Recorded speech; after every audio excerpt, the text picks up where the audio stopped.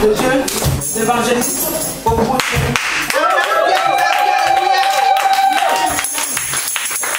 Amen. Merci Seigneur. Gloire à Dieu.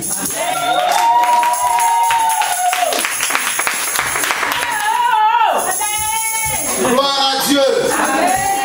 Je vous salue dans le nom de notre Seigneur. Amen. Nous allons baisser la tête, nous allons prier le Seigneur. Père, nous te rendons grâce au nom de Jésus parce que tu es Dieu. C'est grâce à toi que nous existons, c'est grâce à toi que nous sommes pardonnés, c'est grâce à toi que nous sommes sauvés. C'est quand nous nous réunissons dans un même lieu pour écouter ta parole, que tu te tiens au milieu de nous, que tu manifestes ta présence. Ce matin, nous sommes là pour écouter ta parole. Donne ta parole, prêche. Dis ce que tu as prévu de dire à tes enfants, Seigneur, ce matin. Enseigne-nous tes voies et montre-nous ton chemin pour que nous puissions accéder à la vie éternelle et manger les meilleures productions du pays dans lequel tu nous as mis. Que ce matin, aucun obstacle spirituel ne vienne nous empêcher de rentrer en contact avec toi. Qu'aucun état d'âme ne vienne troubler notre esprit. Mais que le Saint-Esprit prenne tout le contrôle. Et que ce culte soit merveilleux. Que ta parole puisse sortir fidèlement, Seigneur. Et qu'elle soit remplie de puissance et qu'elle manifeste ta puissance. Au nom de Jésus. Amen. Amen. Gloire à Dieu. Amen. Nous allons prendre nos Bibles dans le livre de Actes des Apôtres, chapitre 2, à partir du verset 41. Prenons Actes des Apôtres, chapitre 2, verset 41 à 47. C'est bon? Ok. Je reprends la lecture. Ceux qui acceptèrent sa parole furent baptisés, et en ce jour-là, le nombre des disciples augmenta d'environ 3000 âmes.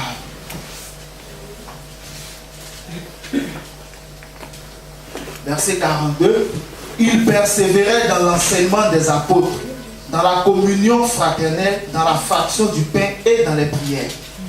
La crainte s'emparait de chacun et il se faisait beaucoup de prodiges et de miracles par les apôtres. Tous ceux qui croyaient étaient dans le même lieu et ils avaient tout en commun. Ils vendaient, au verset 45, leurs propriétés et leurs biens et ils en partageaient le produit entre tous, selon les besoins de chacun. Ils étaient chaque jour tous ensemble assidus au temple. Ils rompaient le pain dans les maisons et prenaient leur nourriture avec joie et simplicité de cœur, louant Dieu et trouvant grâce auprès de tout le peuple. Et le Seigneur ajoutait chaque jour à l'église ceux qui étaient sauvés. Amen. Le thème c'est « Parlons encore de la puissance de Dieu ». Parlons encore de la puissance de Dieu.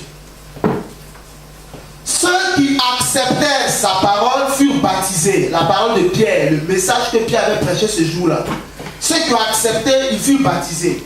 Et en ce jour-là, le même jour, le nombre des disciples, qui était de 120, augmenta d'environ 3000 âmes. Donc il y a eu 3000 qui se sont ajoutés aux 120 qui étaient déjà là. Ça fait 3120 personnes. Le même jour, après le message de Pierre, ils persévéraient, ils au pluriel, c'est-à-dire tous ceux qui ont été ajoutés là, plus les 120. Eux tous persévéraient dans l'enseignement des apôtres. Donc on enlève les apôtres et puis les autres. Les apôtres étaient au nombre de 12. Amen. Amen. Donc eux tous ils persévéraient dans l'enseignement des apôtres. Les apôtres enseignaient. Donc eux tous ils persévéraient dedans. Ils persévéraient aussi dans la communion fraternelle. Ils persévéraient dans la fraction du pain et dans les prières. La crainte s'emparait de chacun, de chaque personne. Et il se faisait beaucoup de prodiges et de miracles par les apôtres. Tous ceux qui croyaient étaient dans le même lieu. On pouvait les retrouver eux tous. Parce qu'ils se retrouvaient tous dans le même lieu. Chacun quittait là où il habitait et puis se donnait rendez-vous dans un endroit précis. Et eux tous, ils étaient là-bas. Et ils avaient tout en commun. Rien n'appartenait à personne, ils partageaient tout. Ils vendaient leurs propriétés et leurs biens. Tout ce qui leur appartenait, ils vendaient tout. Et ils en partageaient le produit entre tous, selon les besoins de chacun.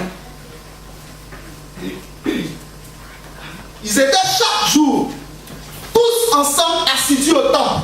Donc c'est au temple qu'ils se réunissaient. Ils rompaient le pain dans les maisons et prenaient leur nourriture avec joie. Toujours ils étaient dans la joie. Et simplicité de cœur. Leur cœur était devenu des cœurs faciles. Des cœurs simples, ouverts. Ils louaient Dieu. Et ils trouvaient grâce auprès de tout le peuple. Tous les autres qui n'avaient pas encore cru. Chacun trouvait grâce auprès d'eux. Et le Seigneur ajoutait chaque jour à l'église ceux qui étaient sauvés. Donc il y a eu 3000 plus 120, mais ça ne s'est pas arrêté. Chaque jour, il y a des gens qui s'ajoutaient. Ils devenaient de plus en plus nombreux. Quand le Seigneur a été crucifié, il est mort.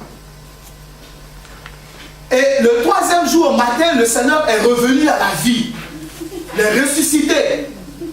Quand le Seigneur est ressuscité, il s'est montré à plusieurs personnes, mais particulièrement à ses apôtres, à ceux qui l'avaient suivi, et à d'autres disciples encore. Il s'est montré à eux et puis il leur a laissé des consignes. Parce qu'il est mort, il est ressuscité. Mais l'œuvre devait continuer, ça devait se poursuivre. Ça ne devait pas s'arrêter à sa résurrection. Jésus n'est pas venu pour que nous soyons pardonnés de nos péchés, pour que lui soit crucifié, pour qu'il meure, pour qu'il ressuscite et puis que la vie s'arrête. Non. Jésus est venu pour que nous soyons pardonnés de nos péchés, réconciliés avec Dieu. Que nous soyons réconciliés entre nous-mêmes. Et qu'après cela, il puisse réduire à l'impuissance celui qui avait la puissance de la mort, c'est-à-dire le diable. Pour que nous ne puissions plus retourner dans ce qui nous avait séparés d'avec Dieu avant que lui il vienne. Il ne voulait pas faire double travail. Il a voulu faire un travail une fois en même temps. Pour venir déposer la semence qui produit la vie. Afin de casser la force de la semence qui produit la mort. Il a donc prêché et annoncé le royaume de Dieu. Dans tout Israël. Et tout le monde l'a entendu. Ceux qui étaient sérieux et honnêtes l'ont écouté. Et les personnes de décision ont cru. Amen. Ensuite l'ont suivi. Comme il fallait impérativement qu'ils puissent toucher le bout de la chose. C'est-à-dire, le salaire du péché, ça a été la mort dans le jardin d'Éden. Il était donc nécessaire qu'ils puissent arriver jusqu'au bout. Mourir. Afin d'apporter la vie. En changeant le cycle que le diable avait déposé dans le monde, qui faisait que la mort était imposée à tous les hommes. Ils avaient tellement peur de la mort qu'ils étaient dans la magie. Ils avaient tellement peur de la mort qu'ils étaient dans l'alcoolisme. Ils avaient tellement peur de la mort qu'ils étaient tout le temps en train d'avoir peur. C'est comme s'ils sentaient une condamnation qui rôdait autour d'eux. Dieu ne veut pas que nous vivions dans la peur. Dieu n'a pas créé l'homme pour que l'homme tremble. Mais Dieu a créé l'homme pour que l'homme se réjouisse. Pour que l'homme puisse manger ce que Dieu lui a donné, profiter de ce que Dieu a mis à sa disposition. Le Seigneur, quand il a fait Adam, il n'a pas dit à Adam, sois effrayé. Mais il a dit à Adam, règne. Ah, my God. Il a dit à Adam, tout ce que tu vois t'appartient. Je t'établis comme le Seigneur de toute la création visible. Je régnerai dans le monde spirituel et toi tu régneras dans le monde visible, dans le monde physique. Adam n'avait pas peur, mais le diable a imposé la peur à l'homme. Et Jésus devait retrouver, rattraper tout cela afin de nous reconstruire comme nous avons été faits au commencement. Donc il est mort, il a touché notre fin. Il a touché le lieu où les hommes ne pouvaient pas arriver. Les hommes pouvaient encore marcher sur la terre. Les hommes pouvaient encore parler. Les hommes pouvaient encore prétendre à des inventions, à beaucoup de choses. Mais les hommes ne pouvaient pas triompher de la mort. Aucun homme ne pouvait revenir à la vie. Aucun homme ne pouvait se guérir lui-même de ses maladies. Aucun homme ne pouvait avoir de pouvoir sur les démons. Les démons étaient en train de régner. Jésus est arrivé jusqu'à la frontière de l'impuissance de l'être humain. Il est allé dans le camp du diable. Ce que le diable pensait qu'il tenait, Jésus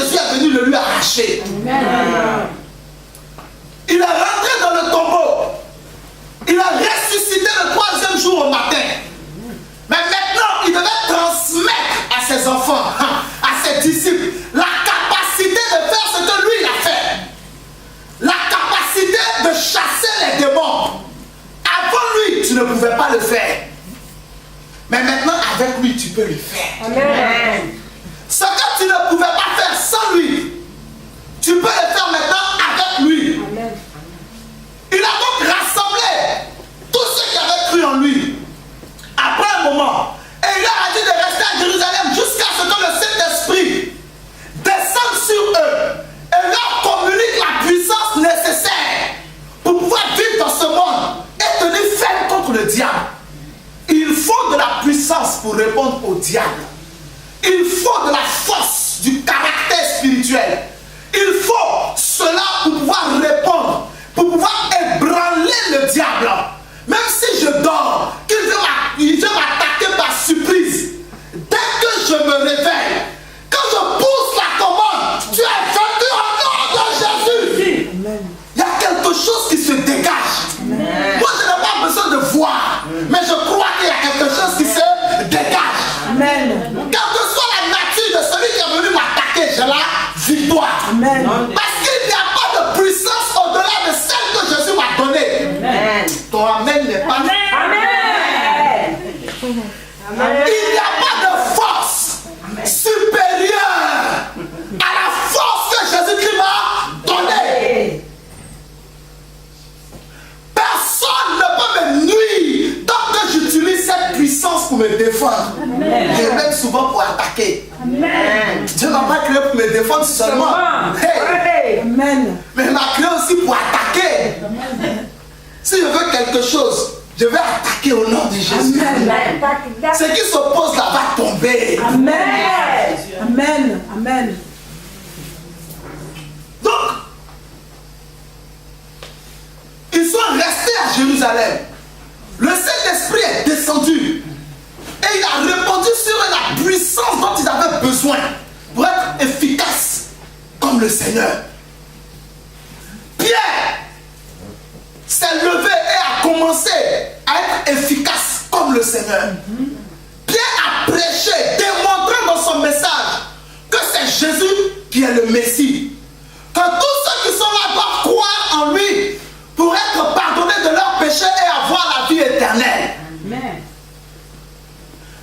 Pierre a prêché et expliqué qu'ils ont commis une grosse erreur en le tuant. Même si c'était la volonté de Dieu, il fallait que ce soit par d'autres personnes. C'est pas par eux qu'ils arrivaient à arriver. Maintenant, repentez-vous de vos péchés. Acceptez-le comme Seigneur et Sauveur personnel, parce qu'il n'est pas resté dans la mort. Amen. Il est vivant. Amen. Seul celui qui est vivant peut sauver ceux qui sont morts. Si toi et moi on est morts, tu vas faire quoi pour moi? Je veux bien marcher avec celui qui est ressuscité. Oui.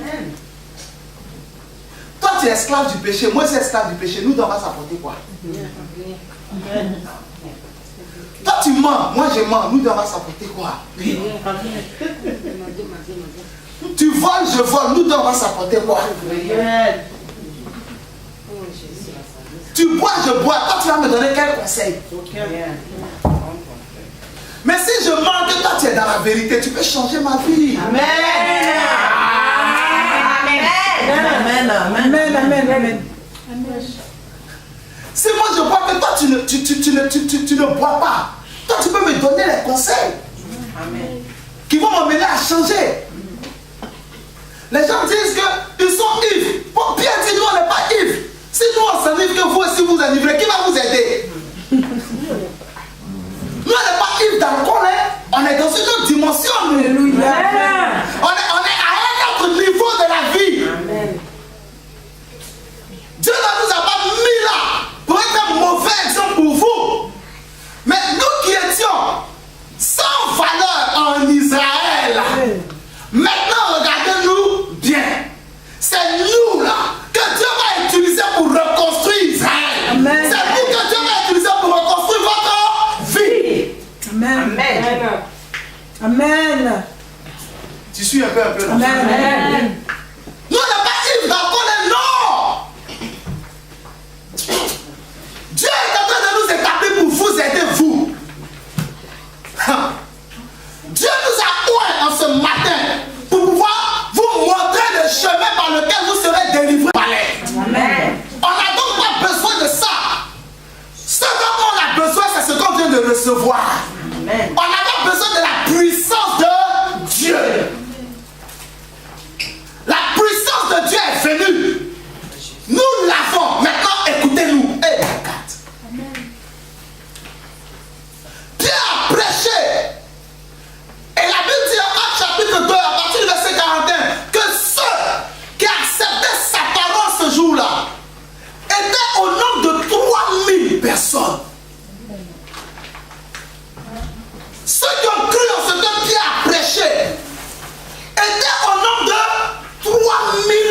Personne.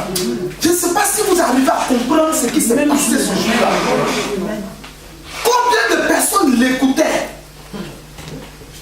pour que ce soit 3000 qui acceptent? Il y avait combien de personnes présentes? C'est toi qui ne sais pas ce que tu es capable de faire. C'est toi qui n'es pas au courant du niveau que tu peux atteindre. Pierre n'aurait jamais imaginé qu'en Israël, peut-être dans une autre ville, où on ne le connaissait pas, mais en Israël, chez lui, où il n'avait pas de nom, Dieu lui donne un nom. En Israël, chez lui, où il n'avait pas de renommée, Dieu lui donne une renommée. Où il n'était pas respecté, Dieu est en train de l'établir. Dieu est en train de le positionner. Pierre a fini de prêcher. La Bible dit que ceux qui acceptaient sa parole furent baptisés. Et en ce jour-là, le nombre des disciples augmenta d'environ 3000 âmes. Bien. Une première étape a été franchie. Quand Pierre a prêché l'évangile, quand ils ont entendu le discours de Pierre, qui était un discours rempli de force et rempli de puissance, ils ont cru en ce que Pierre a dit. Ils ont accepté la parole de Pierre. Ils se sont donnés au Seigneur. Maintenant, au verset 42, quelque chose d'autre va commencer à se passer. La Bible dit au verset 42 que ceux qui acceptaient, quand Pierre a fini de prêcher, Pierre ne les a pas obligés à accepter. Mais lui, il a fini comme le semeur. Il a fini de lancer sa semence. Il a dit ce qu'il fallait dire. Pierre a fini d'expliquer ce qu'il fallait expliquer. Maintenant, il revenait à chaque personne qui l'écoutait de prendre la décision d'accepter ou de ne pas accepter, de croire ou de ne pas croire, de suivre ou de ne pas suivre. Quand on parle de Jésus, quand on donne un message, c'est à chacun de nous d'accepter ou de ne pas accepter, de croire ou de ne pas croire, de suivre ou de ne pas suivre, de mettre en pratique ou de ne pas mettre en pratique. La décision finale nous revient à nous-mêmes. C'est nous qui décidons du chemin que prendra notre vie après que nous avons entendu parler des choses de Dieu. Après qu'on a fini de nous expliquer les mystères des siècles à venir. Après qu'on a fini de recevoir la puissance de Dieu ou même de la manifester. C'est à nous de décider de ce qu'on fera avec ce qu'on a entendu. Prêche. Quand Pierre a fini de prêcher, ils étaient plus de 3000 à écouter Pierre. Ils étaient de toute origine et de toute nationalité ce jour-là. Mais la Bible raconte que 3000 ont décidé de croire. Amen. La Bible dit dans le livre de Jean, chapitre 3, car Dieu a tant aimé le monde qu'il a donné son Fils unique, afin que quiconque croit en lui ne périsse point. Afin que quiconque croit en lui ne périsse point. Dieu a la capacité d'influencer le cœur de l'homme, mais il laisse à l'homme le soin de prendre la décision de ce qu'il veut devenir. Amen. Dieu a joué son rôle. C'est à eux de prendre la décision de suivre ou de ne pas suivre. Quand tu écoutes la parole de Dieu à l'église, c'est à toi de suivre ou de ne pas suivre. C'est à toi de croire ou de ne pas croire. Quand on dit prier, c'est à toi de prier ou de ne pas prier. Quand on te dit sois régulier dans la présence de Dieu, c'est à toi de le faire ou de ne pas le faire. Amen. Quand on te dit lis les Écritures, c'est à toi de les lire ou de ne pas les lire. Personne ne prendra ta tête pour te faire lire.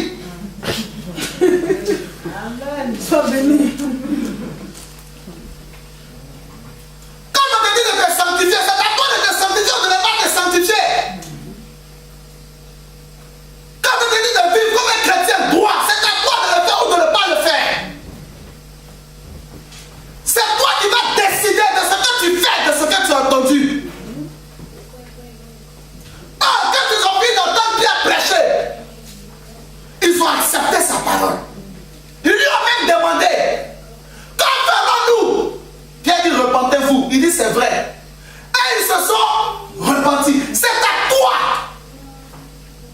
Quand revient la décision finale pour l'action du Saint-Esprit dans ta vie. Si on te dit que tu es puissant, c'est à toi de croire ou de ne pas croire. Celui qui t'a dit que tu es puissant a fait sa part. Amen. Si je suis sur la route et que je cherche mon chemin, je vais accoster quelqu'un. Ah, mon frère, franchement, je vais aux 2 allées de Toulouse. C'est pas où. Il dit, allez tout droit, la première à droite. Il a fini de faire pour lui. Il ne va pas prendre mes pieds.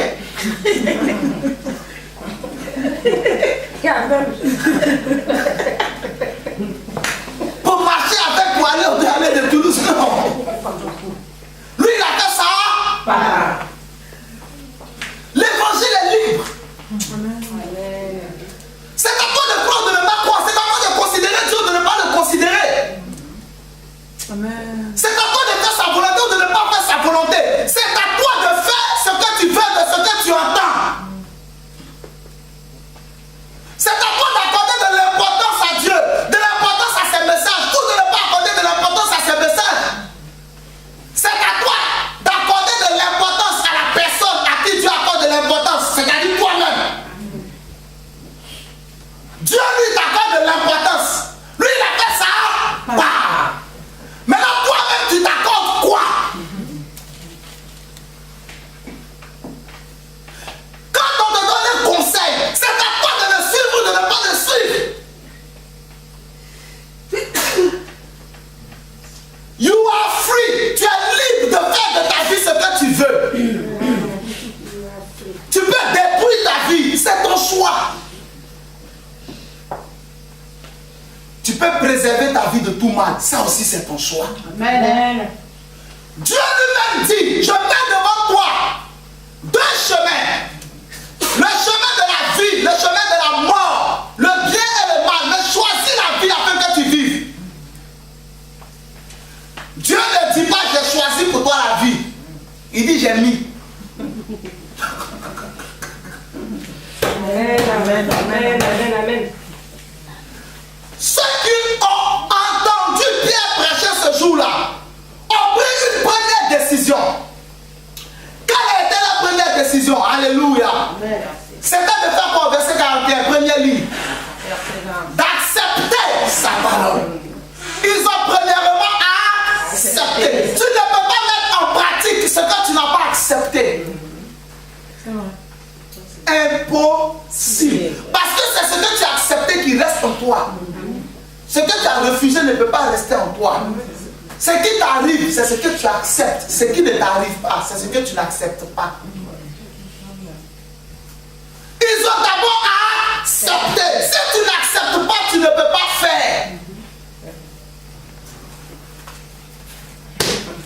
Amen. Amen. Amen. Amen. Amen. Un homme vient vers toi, il dit je t'aime. Mais pourquoi il ne te soulève pas pour t'envoyer directement à la mairie? Parce que tu dois accepter d'abord. Il peut avoir tous les projets qu'il veut pour toi, mais tout dépend de ta décision. Il est obligé d'attendre que tu dis soit oui. C'est la loi de la vie. Tu dis à quelqu'un, soit lui, soit non.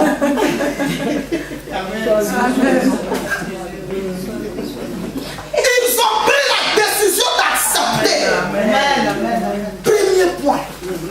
Si j'écoute la parole de Dieu, si je l'accepte, elle viendra avec ce qu'elle a en moi. Si je ne l'accepte pas, elle retournera avec ce qu'elle a loin de moi. Amen. Il ne s'agit pas d'être obligé de croire. Il s'agit qu'on te propose de croire. Il s'agit qu'on essaie de te convaincre de croire. Il s'agit qu'on essaie de te faire comprendre le sens de ce qui se passe autour de ta vie. C'est de ça qu'il s'agit. Mais il ne s'agit pas qu'on va t'obliger à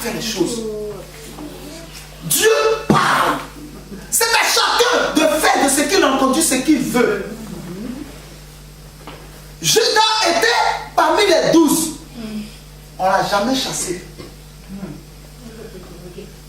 Moi, c'est ce qui m'a touché. C'est que quand vous lisez les 4 évangiles, Matthieu, Marc, Luc, Jean, tous les disciples ont posé question au Seigneur. Judas n'a jamais posé question.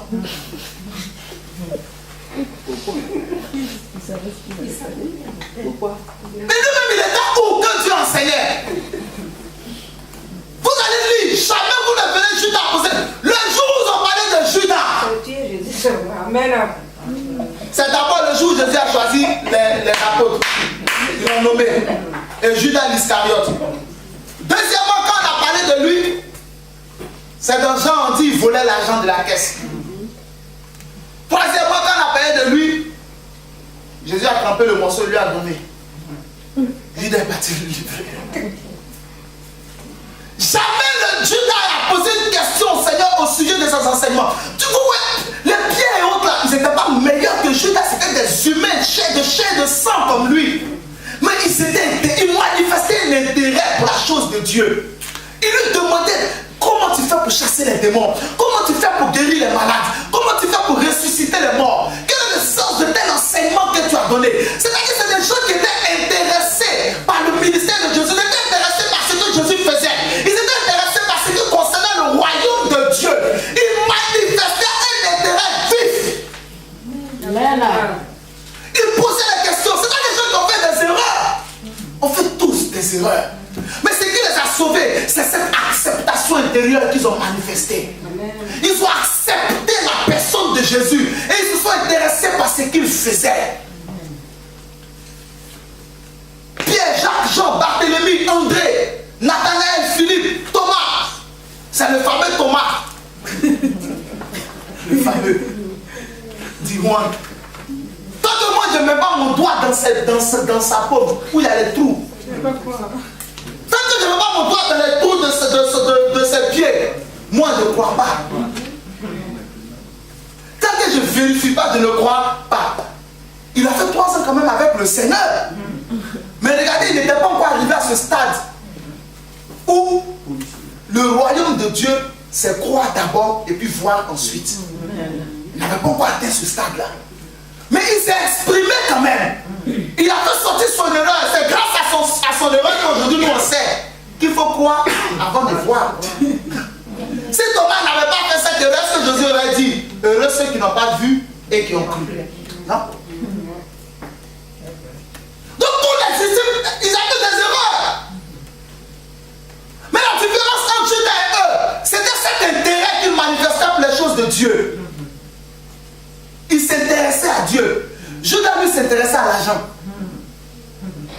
Et puis il y a autre chose. Et c'est ce qu'il a tué. Parce que personne ne l'a tué. C'est lui-même qui s'est pendu. Qui a tué Judas? Son sang retombe sur sa tête.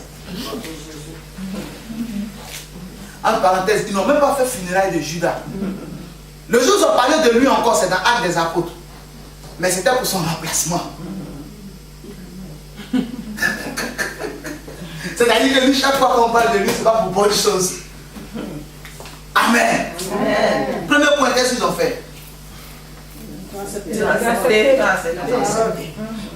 D'abord. Deuxièmement, verset 42, ils persévéraient dans l'enseignement. Bien. Ce sont des gens qui ont pris la décision personnelle d'aller au temple pour écouter ce que les apôtres enseignaient. Et puis, après avoir écouté ce que les apôtres enseignaient, refuser ce que les apôtres enseignaient, afin de comprendre ce que les apôtres enseignaient. C'était des gens qui avaient pris la décision de poser des questions sur ce que les apôtres enseignaient, pour savoir quelle est l'utilité de ces enseignements spirituels dans la vie de l'homme sur la terre, pour comprendre en quoi cela leur était utile. Ils ont pris la décision de faire des recherches pour voir la valeur et la teneur, la force et la puissance et l'impact qui se trouvait dans ce qu'ils entendaient chaque jour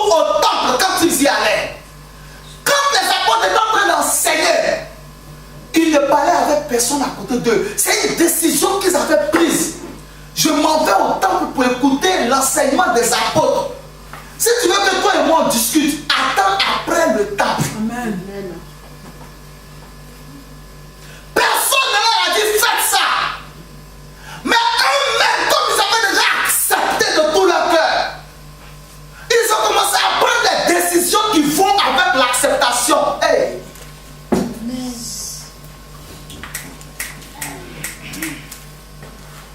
Ils ont commencé à s'intéresser à ce qui leur était enseigné.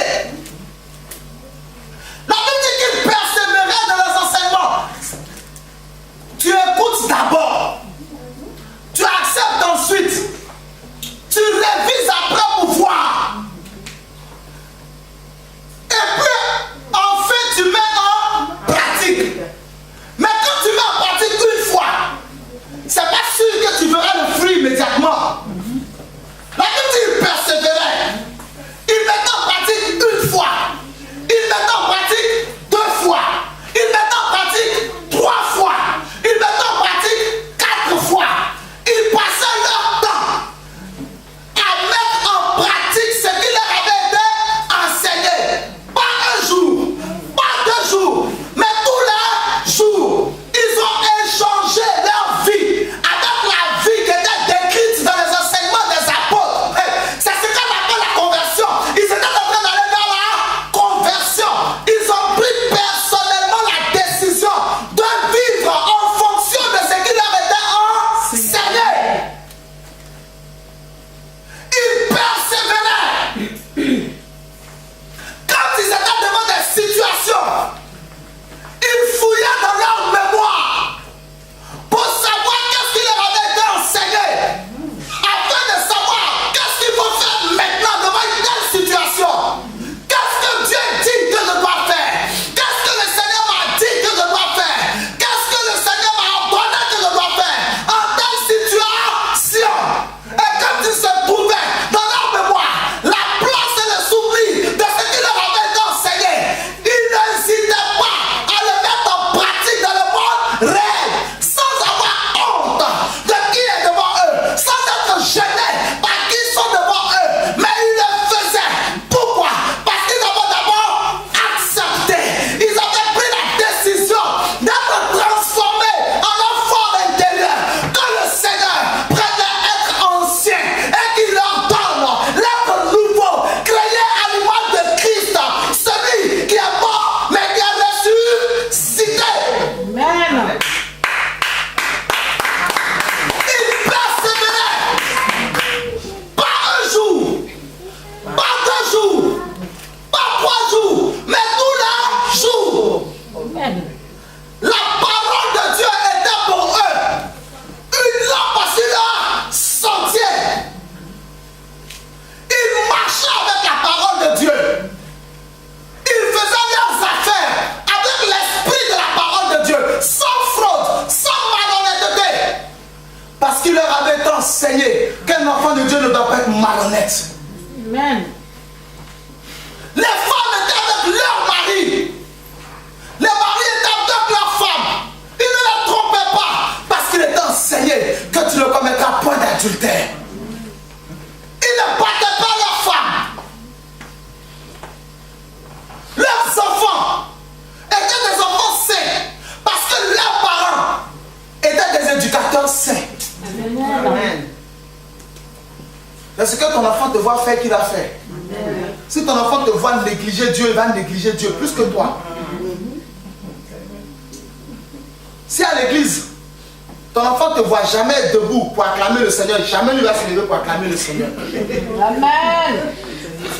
Si toi tu vas en retard à l'église, ton enfant va aller en retard à l'église. Amen. Amen. L'enfant est un copieur jusqu'à ce qu'il prenne, il soit mûr pour prendre ses propres décisions.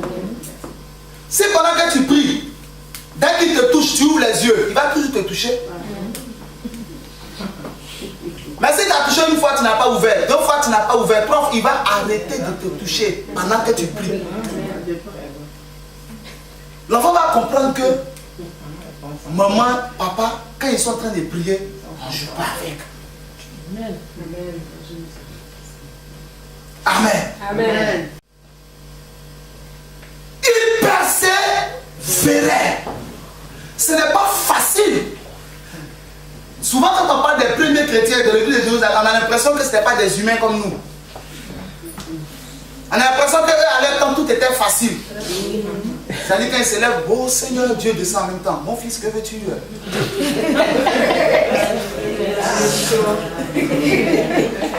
On a l'impression que dès qu'une prière pour un sujet, Dieu a exaucé, fini fatigué. On a l'impression qu'ils n'étaient pas attaqués. Nous, on est attaqués spirituellement. Eux, ils n'ont pas été attaqués spirituellement. Ils étaient attaqués physiquement. On a égorgé des personnes parmi eux, lapidé d'autres parmi eux. À notre temps, ce n'est pas encore arrivé. Quand on parle des premiers chrétiens, on dirait que Dieu avait tout donné, puis à nous, Dieu n'a rien donné. Or, il est écrit qu'il est le même hier, aujourd'hui et éternellement. Ce qu'il leur a donné, il nous l'a donné. Mais eux, ils ont accepté. Ils persévéraient. C'était pas facile. C'est pourquoi la Bible dit persévérer. Parce que ce n'était pas facile. Mais comme ils avaient pris la décision intérieure de faire ce qui est bon, ils le faisaient quand même. Ils avaient aussi des opportunités de mentir. Mais ils choisissaient de dire la vérité. On a le cas de Actes chapitre 5, de Ananias et de Saphira, qui faisaient partie de personnes qui sont dans la Bible, qui étaient dans la première église, mais qui se sont retrouvés devant la tentation de tromper Dieu. Ils n'ont pas résisté à la tentation. Savez-vous dire qu'ils ont été confrontés au même diable auquel nous aussi nous sommes confrontés? Mais s'ils l'ont vaincu, nous aussi on peut le vaincre dans Jésus. Amen. Ananias et sa femme, les deux n'ont pas résisté. Vous êtes deux, vous ne résistez pas. Au moins un peut ne pas résister. Et puis l'autre va lui parler. Vous êtes d'accord ou pas? La Bible dit deux valent mieux. Donc un fait une erreur et puis l'autre lui dit ça c'est une erreur. C'est pour cela qu'on est deux. Mais comment deux personnes peuvent s'accorder pour être dans l'erreur? C'est terrible. Franchement, c'est grave pour eux là. Et puis tellement ils étaient dans l'erreur, même ils avaient le même discours. C'est deux malhonnêtes qui sont rentrés dans l'église. Malheureusement pour eux. C'est-à-dire s'ils étaient arrivés au temps où c'était la 3e église ou la 4e église, ils allaient être encore vivants, pouvaient gérer. Mais c'était la première. Dieu ne pouvait pas laisser l'esprit de mensonge, l'esprit du diable rentrer et contaminer la première église. La manière dont Satan avait contaminé le premier homme, c'est la même chose qu'il voulait faire dans la première église. Introduire son esprit. Pour que après Ananias et Saphira, il y a encore d'autres couples. Pour former l'église des menteurs. Et puis l'église des saints. Donc c'est pour cela que le Seigneur a préféré les faire mourir en levant-les en même temps. Amen. Amen. Ils persévéraient sur le lieu de travail, partout où ils étaient. Ils avaient pris la décision de vivre selon ce qui leur était enseigné. Mais c'était une décision. Ils croyaient qu'ils avaient reçu la puissance d'être transformés. Si quelqu'un est en Christ, il est une nouvelle création. Les choses anciennes sont passées. Voici, toutes choses sont devenues nouvelles. Hey. Amen. Ils croyaient en ça. Ils combattaient tous les jours contre le vieil homme qui était en eux. Mais ils ont imposé au vieil homme l'homme nouveau. Amen. Ah, toi, amen là. Je sais que tu es très disposé, mais pas mon fatigue, amen. Alléluia.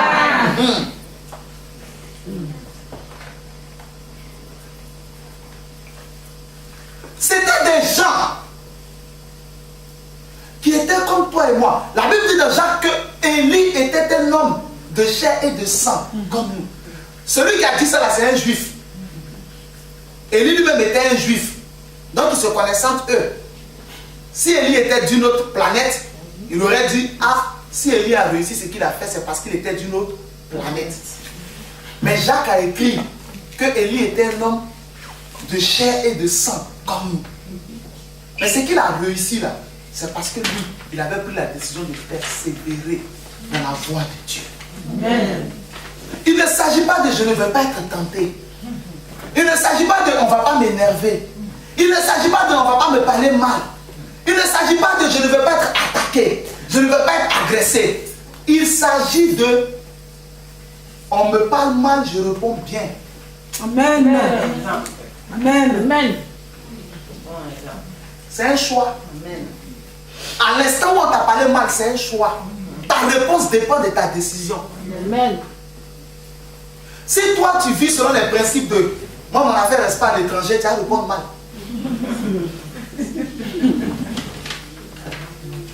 C'est que tu n'as pas accepté. Amen. La parole qui dit que Jésus était injurié, mais il ne répondait pas par des menaces. Il s'en remettait à celui qui juge justement. Il va nous aider.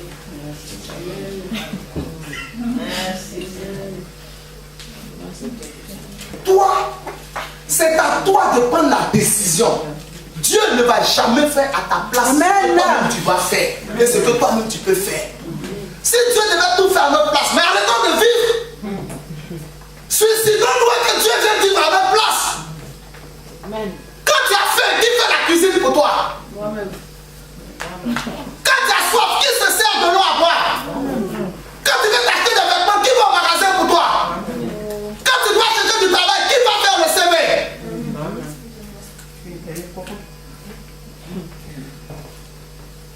Ces chrétiens-là n'étaient pas tombés dans l'esprit de la facilité, qui est d'attendre que Dieu fasse tout pour nous et à notre place. Dieu n'est pas comme ça. Dieu t'a créé, il t'a donné tout. Amen. Tu as tout reçu. Jésus a dit aux disciples, vous avez tout reçu. Amen. Qu'est-ce que tu demandes que tu n'as pas? Qu'est-ce que tu cherches que tu n'as pas trouvé? De quoi as-tu besoin que tu n'as pas reçu? Quelle preuve de la gloire de Dieu dans ta vie cherches-tu encore? Alors qu'il a déjà tout établi en toi et par toi et pour toi, à la gloire de son nom. Amen. Amen. Sois béni. Amen. Nous les enfants de Dieu aujourd'hui, on veut que Dieu fasse tout pour nous. Même pour prier, quand il prie pour nous. On dit prie. En tout cas que le Seigneur me fortifie.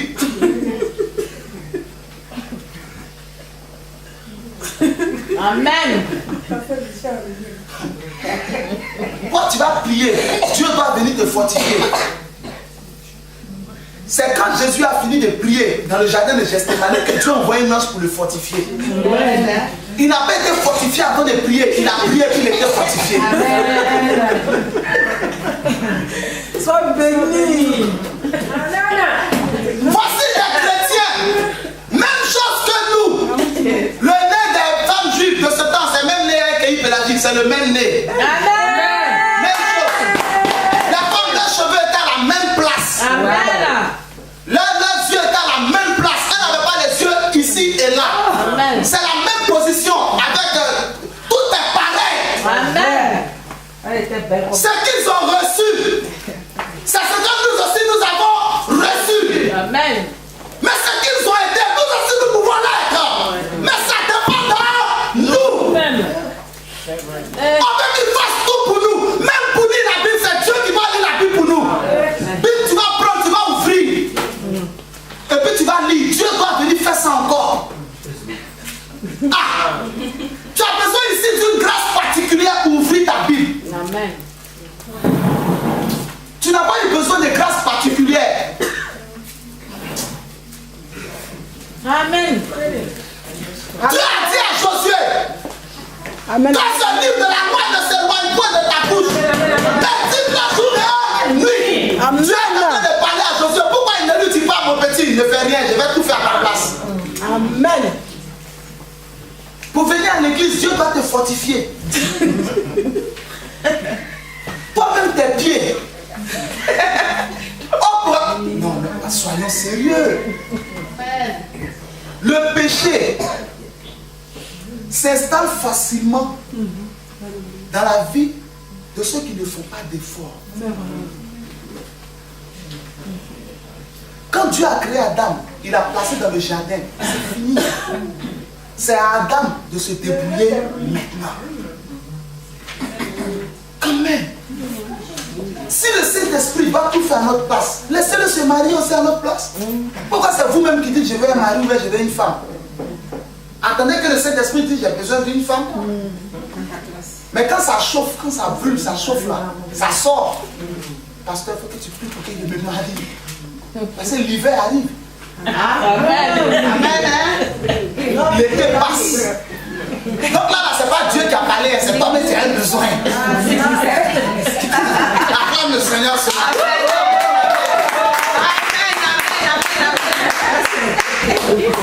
C'est la vérité. On ne fait pas ça. Ce qu'ils ont fait, nous aussi on peut le faire. Amen. Maintenant, regardez, on reste toujours dans Actes des Apôtres. On finit.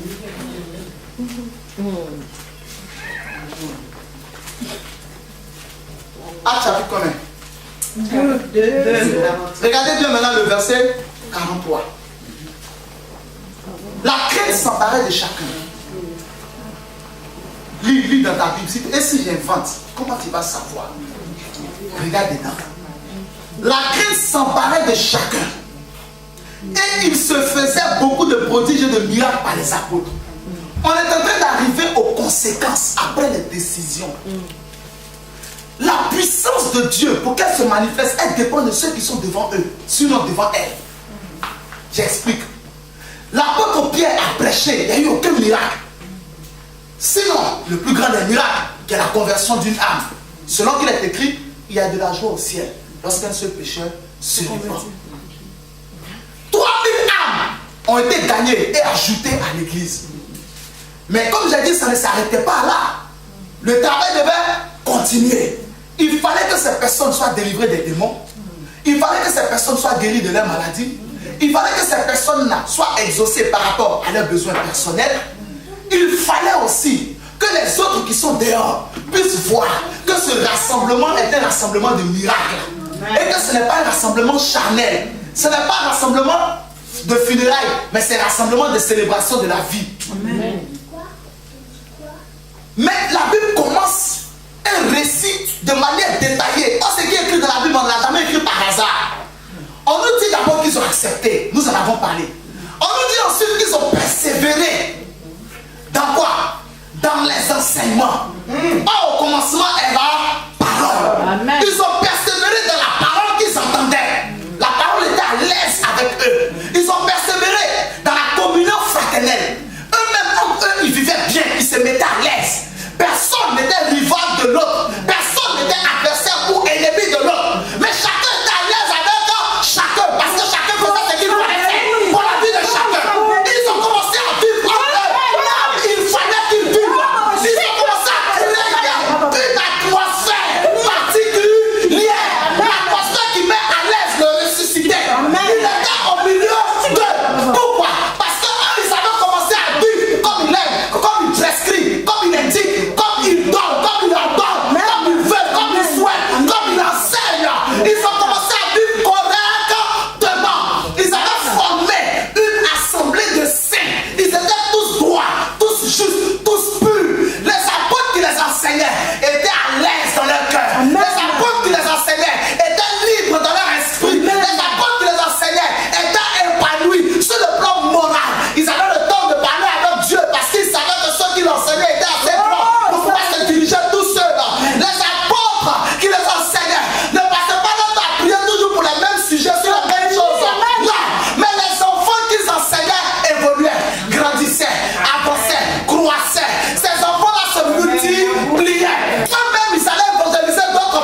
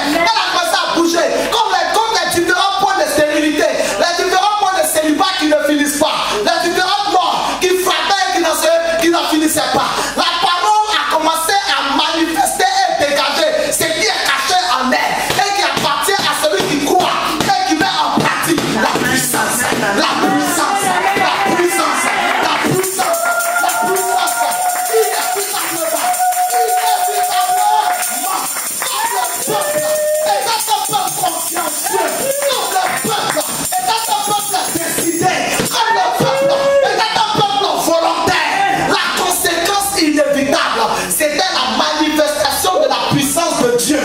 Par le canal des apôtres, Dieu faisait les prodiges et les miracles. Parce que la condition était remplie. On était dans la CNDP. La condition normale de température et de pression. Ils ne pouvaient pas le faire à toi de miracle en leur temps aussi facilement. Pourquoi? Parce que c'était des personnes qui étaient décidées à vivre selon ce qui leur était enseigné.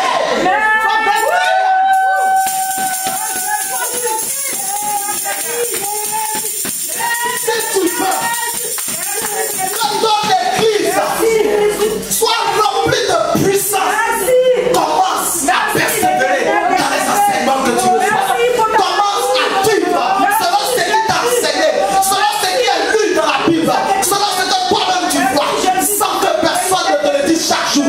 Commence à prendre cette décision d'aller plus loin dans la connaissance de Dieu. Quand chaque chrétien, sinon chaque fidèle devient un centre d'opération du Saint-Esprit. Tous les fidèles assemblés deviennent un centre d'opération du Saint-Esprit. Il devient un temple vivant, un temple vivant, un temple vivant. Il est inévitable que les miracles ne se passent pas dans une telle assemblée. Il est impossible que les miracles et les prodiges ne se produisent dans une telle assemblée. Dieu ne parle de miracles dans un endroit où on ne le considère pas. Quand Jésus était à Nazareth, il a pas beaucoup de miracles parce qu'il n'a pas trouvé de la foi chez ceux qui l'enseignaient. Mais quand il allait à Capernaum, quand il est rentré en Samarie, il a trouvé des gens pour l'écouter. Quand il est arrivé à Gadara, il a trouvé des gens pour l'écouter. Si quelqu'un l'écoute, Dieu ferait un prodige, Dieu ferait un miracle. Il est le même hier, aujourd'hui et éternellement.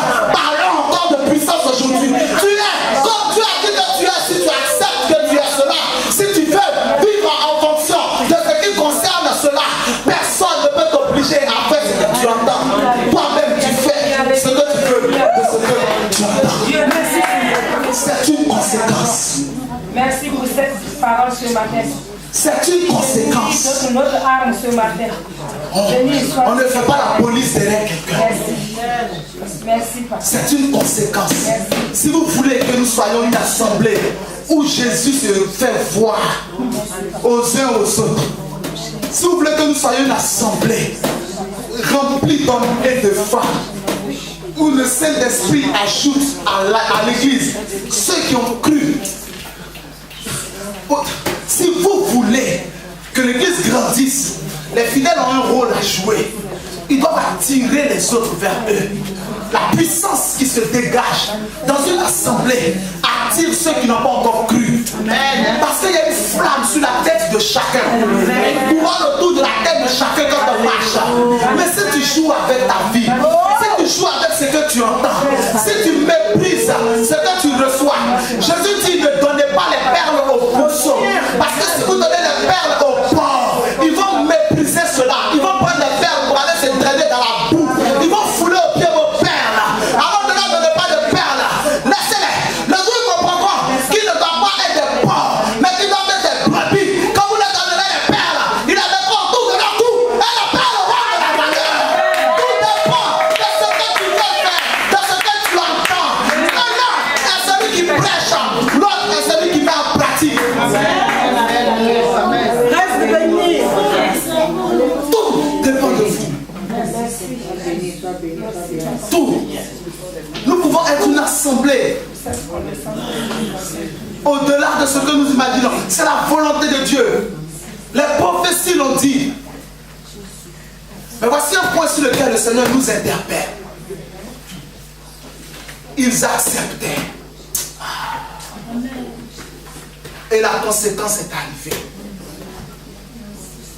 Ils étaient chaque jour tous ensemble assidus au temple. Ils rompaient le pain dans les maisons et prenaient leur nourriture avec joie et simplicité de cœur, louant Dieu et trouvant grâce auprès de tout le peuple. C'est à ce moment-là qu'il y a des sujets pour lesquels on n'a même plus besoin de prier. Parce que vous sortez de la pauvreté. En leur temps, il n'y avait pas de pauvres dans leur église. Parce que tous avaient décidé de se donner à Dieu. Et dans le royaume de Dieu, il n'y a pas de pauvres. Alors le royaume de Dieu était avec eux. Ils étaient là. Ils représentaient le temple de Dieu. Il était impossible qu'ils restent dans la pauvreté. Il y a des situations qui ne leur arrivaient pas. Ça concernait le peuple qui était extérieur à eux. Mais c'est pour ça même que les gens se joignaient à eux. Parce que les témoignages qu'on recevait là étaient bizarres.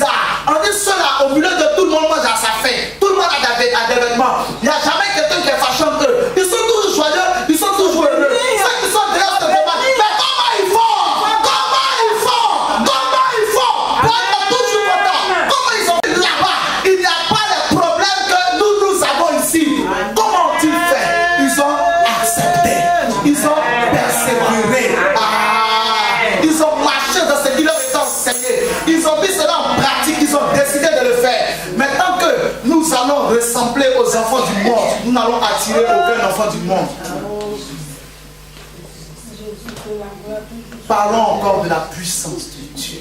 Amen. Ils étaient des chrétiens de chair et de sang comme nous. Mais ils avaient compris. Alléluia. Amen. Ils trouvaient grâce auprès de tout le peuple. Les gens les respectaient. On les respectait. Parce que quand on les entendait parler, c'était extraordinaire. C'est quel genre de personne, tout ce qui sort de sa bouche est vrai. C'est quelle femme ça? On regardait les femmes de ce peuple, c'est quel genre de femme? Les autres femmes, les inconverties, mais c'est quel genre? Elles, c'est quel genre de foyer elles ont? Et puis dans le foyer, tout va bien. C'est quel genre, c'est quel type de foyer? Amen. Mais ce sont des femmes qui avaient pris la décision de vivre comme Dieu voulait qu'elles vivent. Les hommes de ce temps-là regardaient leurs amis hommes. Ils disaient, mais eux ils sont comme moi et puis on ne les voit pas en train de boire tout le temps, en train d'insulter. Là, nous on n'est pas cités dans les fraudes, dans les corruptions. Chez eux, ils sont comme et puis il n'y a jamais funérailles. Amen. Leur famille, c'est quel genre de famille et puis il n'y a pas funérailles dans leur maison. Les enfants ne sont jamais malades. C'est quel genre d'enfant? Amen. On dit c'est l'été, le pollen se promène, il prend bus et tout. Mais les enfants n'ont pas de grippe, ils n'ont pas rhume. Amen. Bien. Ce n'est pas les mêmes narines qu'on a là. Si, mais il y a filtre devant la narine de l'enfant. Le pollen ne rentre pas dedans. Amen. Les maladies ne peuvent pas rentrer dans une telle maison. C'est pas possible. Même si tu lui donnes le transport, la maladie même dit non. Alléluia. Amen. Alléluia. Amen. Oh, merci Seigneur.